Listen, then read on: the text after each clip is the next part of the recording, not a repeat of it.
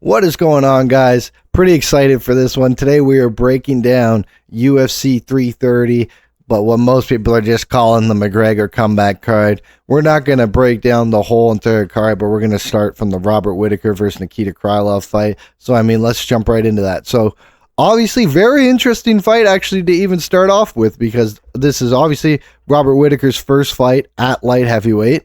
I seen some people saying he doesn't look that much bigger. I honestly could not disagree more. And mind you, I'm filming this before the weigh-ins. The weigh-ins actually start quite soon here, but I'm filming this before the weigh-ins, so maybe opinions could change in either direction once we see the weigh-ins. But I thought he was looking pretty thick on embedded. I could definitely see a difference. So yeah, I'm not too worried about the size. Obviously, Robert Whittaker is a little short. I imagine he is the shorter guy in this matchup. Yeah, he looks like he's about 3 inches shorter than Nikita Krylov, and also is going to have quite the reach disadvantage as well.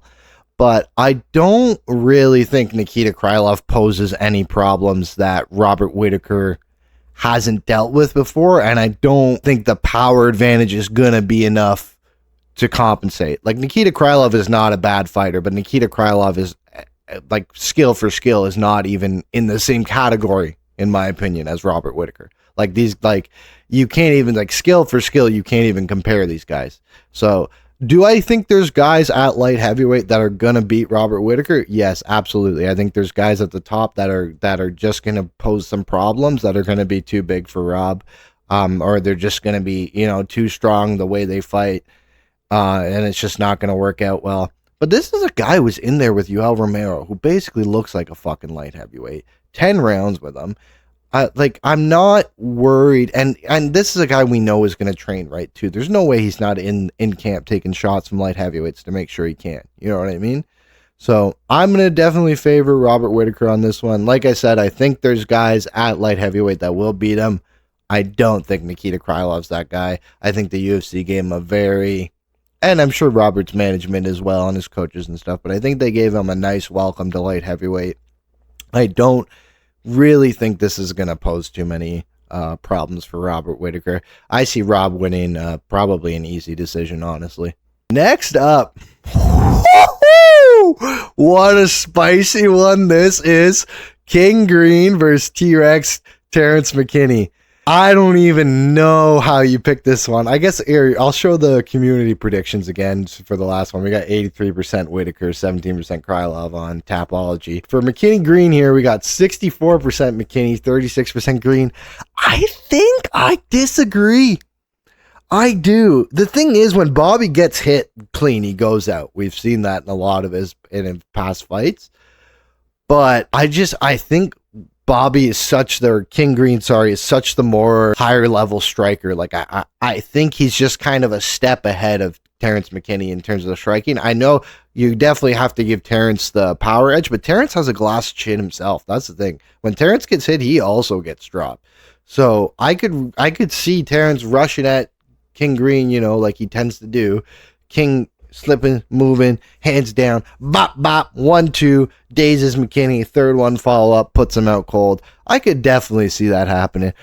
But the thing is, what are we looking at age here? Yeah, like Bobby's 39, almost 40, basically 40 years old now, right? Terrence is basically coming into what some people think are the prime years, like 28 to 32 range. So you never know when the reaction time's finally going to dip just enough to get caught, like he got caught by, Mauricio Hufi or Jalen Turner, right? You never know when King Green, like, especially with fighters like him that rely so much on head movement, you never know when that reaction time is going to dip just enough to where he starts getting caught consistently.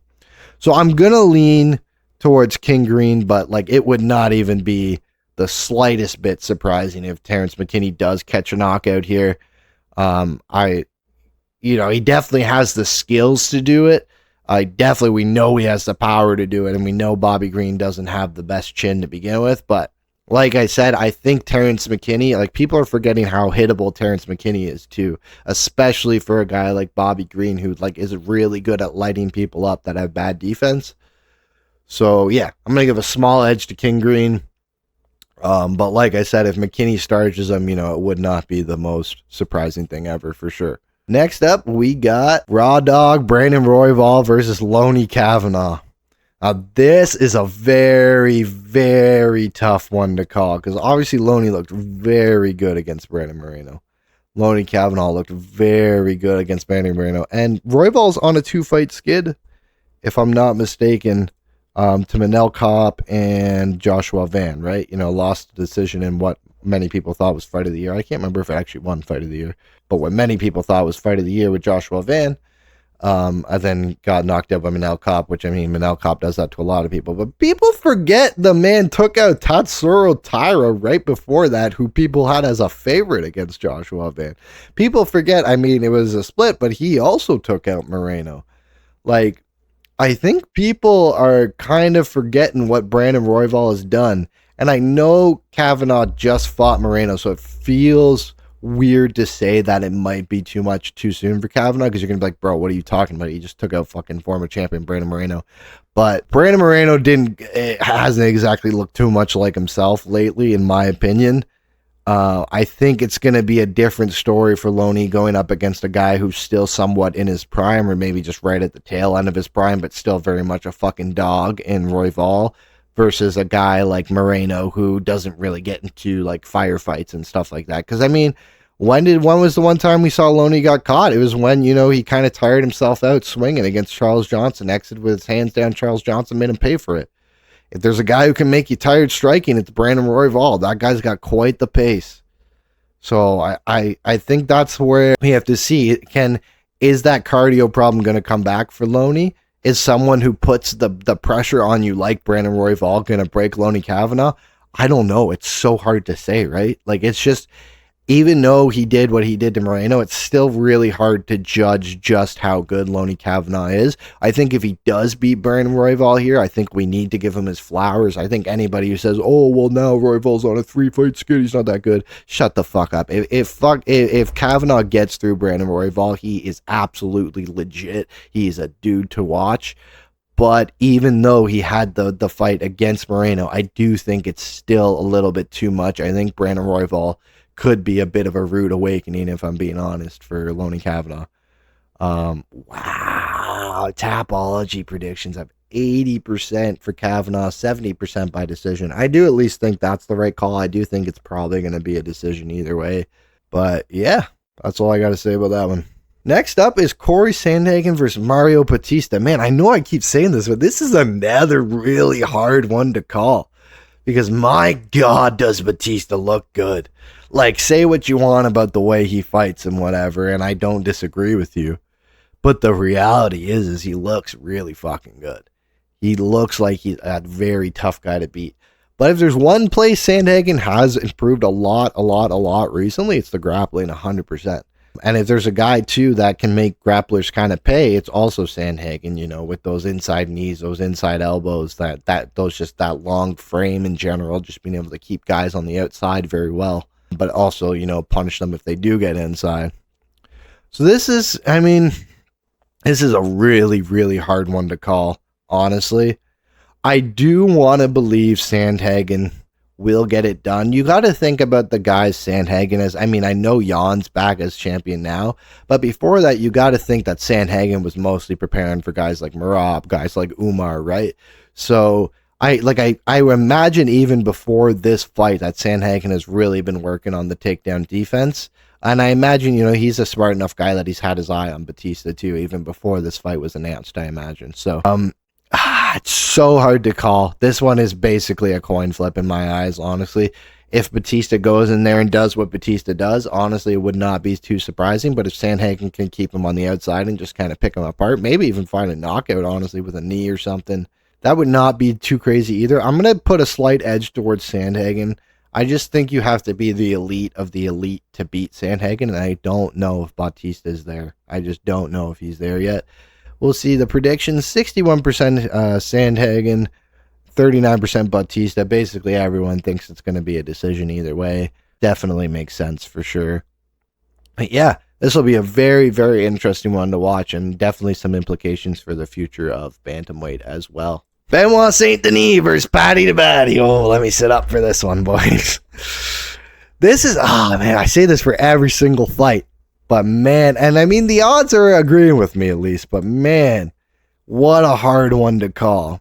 I think most people would agree with me in saying this. Maybe not. Maybe some of the Paddy fans are super delusional, or maybe some of the people just really hate Benoit Saint Denis. But I think skill for skill, Benoit Saint Denis is the better fighter. I do. The problem is Paddy Pimblett's fucking massive. This dude is like one of the biggest lightweights we've ever seen. And I'm not just saying that because of how big he gets outside of camp. Like, he looks huge in the cage. He looks massive in there. And where does that matter the most? Mostly in the grappling. And I do think, I mean, it could be one of those matches where we have two grapplers and it cancels out, and then so we get a bit of a striking fest, right?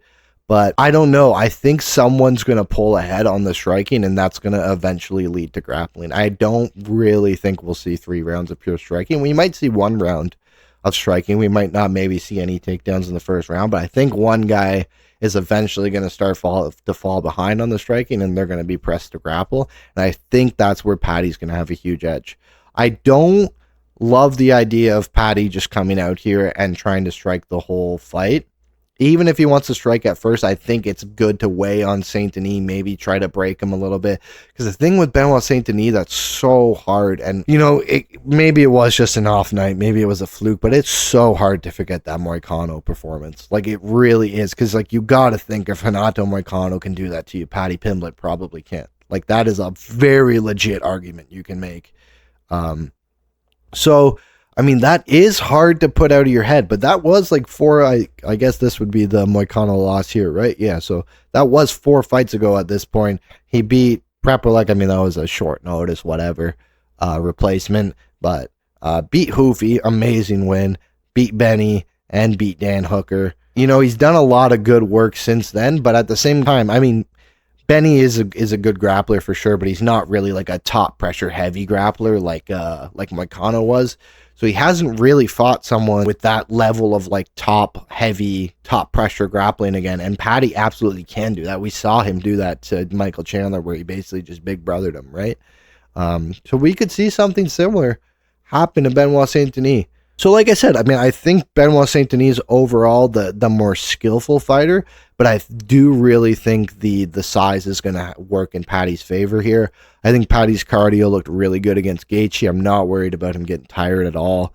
I think Paddy's going to be able to break him just enough. I'm going to go with a 2-1 decision for Paddy, maybe even a split decision. I could even see this one going to a very close split decision, maybe, because I could see, you know, like I said, someone pulling ahead on the striking and someone pulling ahead on the grappling. And then it gets one of those things where it's like gets a little hard to judge, right? So yeah, I think this is a really interesting one. Also, the closest predictions, wow, 51% for Paddy to Baddy, 49% for Benoit Saint Denis. Nobody knows who's going to win this fucking fight. It's going to be a fucking show. I'm going to give a small edge to Paddy, but I think no matter what, this could easily be one of the better fights of the night for sure. I almost said fight of the night, but then I remembered we got King Green and Terrence McKinney and Royval versus Loney Kavanaugh, and those are both going to be some contenders. Green versus McKinney might end too fast for it to be considered a fight of the night, but Royval versus Kavanaugh could have fight of the night written all over it, but if not, I could definitely see this fight being fight of the night for sure. And here we are at the main event. The Mac is back, baby. I'm not going to lie. I was one of those guys, I wasn't sure if we were ever going to see him come back again, especially after the whole Michael Chandler debacle. I really wasn't sure if we were going to see him come back, but he's here. He looks focused. He does look locked in. I will say he looks ready to fight. You can say what you want about how he looks physically, if the partying's gotten to him and whatnot, but mentally he looks like he's here and he's ready to fight. He does. Now, with that being said, the absolutely obvious elephant in the room is the guy has not fought since 2021, hasn't won in 6.5 years, and it was against Donald Cerrone, who was not, had a good career, but not at the time he fought. Conor was not exactly in his prime by any means. And then on the other hand, you have Max Holloway, who has looked, obviously dropped the loss to Charles Oliveira, looked great against Poirier, dropped again to Ilia Topuria, but looked amazing against the current lightweight champion, Justin Gaethje. Basically thoroughly won that match and then even knocked him out at the end, which he didn't even need to do, was definitely winning on the scorecards. So, I mean, I don't think there's any doubt that Max is still Max. You know what I mean? Like, Max Holloway is still that guy. And, you know, it's easy to think Max is older than he is. You know, he's still only 34. He's just been around forever. And not that 34 is young, but it's not like too old either. McGregor's basically 38. Basically 38 at this point. He's been partying for the past how many years of his life, been doing all sorts of bad shit.